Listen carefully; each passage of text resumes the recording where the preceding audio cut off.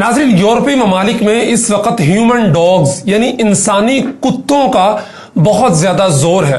ये human dogs होते क्या हैं? उससे पहले आपने ट्रांसजेंडर का नाम सुना होगा, यानी ऐसा मर्द जो अंदर से खुद को औरत फील करता है, वो औरतों वाले कपड़े पहनता है, उसको ट्रांसजेंडर कहते हैं। या फिर ऐसी औरत जो मर्दों की तरह अंदर से महसूस करती है, उसका दिमाग कहता है कि तुम मर्द हो, तो मर्दों की तरह कपड़े पहनती है। इसी तरह ये ह्यूमन डॉग्स हैं जो हैं तो इंसान लेकिन अंदर से ये कुत्ते हैं। यानी अब ट्रांसजेंडर और हमजिन्स परस्ती के बाद ह्यूमन डॉग्स दुनिया पर जो है वो अपना आप जाहिर करने जा रहे हैं।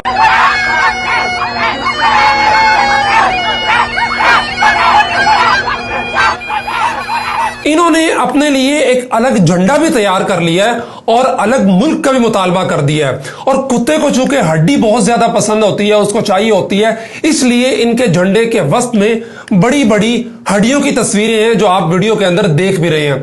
यूरोप के बाद अब कनाडा में भी ह्यूमन डॉग्स जगह जगह देखे जा सकते हैं। ये वो लोग हैं जिन्हें लगता है कि वो असल में इंसान नहीं है बल्कि कुत्ते हैं, इसलिए वो कुत्तों की तरह रहते हैं।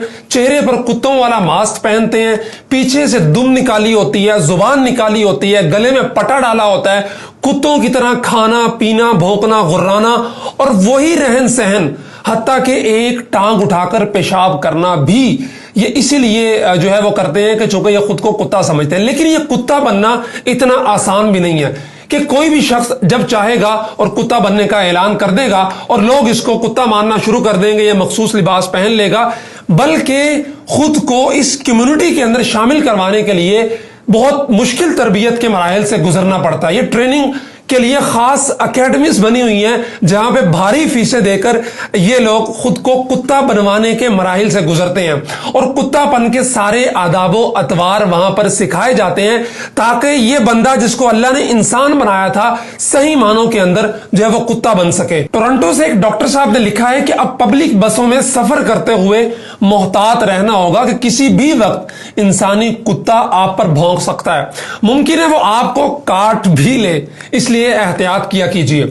अब इस कबील के जानवरों का मुतालबा है कि उनके लिए पब्लिक ट्रांसपोर्ट में कुत्तों वाली अलग सीटें भी रखी जाएं और ये इनका बुनियादी फर्क है। यानी जिस तरह बसों के अंदर खवातीन के लिए अलग सीटें रखी जाती थी, अब ये इंसानी कुत्ते मुतालबा कर रहे हैं कि जी हम भी एक अलग किस्म की मखलूक हैं, हमारे लिए भी सीटें अलग रखी जाएं और इन आम सीटों पर इंसानों की तरह बैठना हमारी तौहीन होती है, कुत्तों की तरह मखसूस सीट हो उसी पे हम जो है वो बैठ सकें।